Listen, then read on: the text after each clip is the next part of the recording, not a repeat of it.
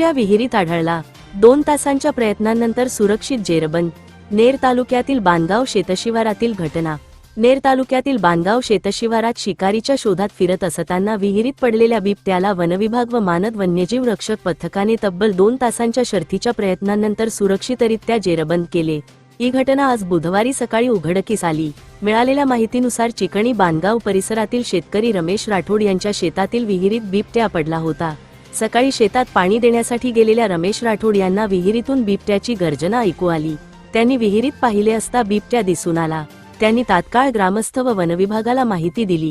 घटनेची माहिती मिळताच वनपरिक्षेत्र अधिकारी सुभाष लंबे यांच्या मार्गदर्शनाखाली वनविभागाचे कर्मचारी व मानद वन्यजीव रक्षक पथक घटनास्थळी दाखल झाले. बिबट्याला सुरक्षित बाहेर काढण्यासाठी विशेष खबरदारी घेत बचावकार्य सुरू करण्यात आले.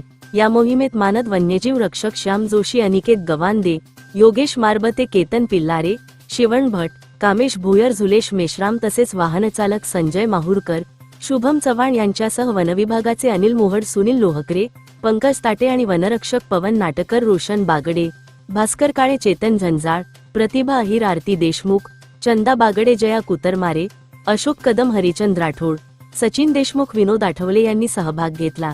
ग्रामस्थ तेविचंद राठोड व मिथुन राठोड यांनीही बचावकार्याला सहकार्य केले. पथकाने सुरुवातीला विहिरीत जाळी टाकून बिबट्याला सुरक्षितरित्या पिंजऱ्यात ओढले. जवळपास 2 तासांच्या प्रयत्नांनंतर बिबट्याला जेरबंद करण्यात यश आले. सुदैवाने या घटनेत कोणतीही जीवितहानी झाली नाही.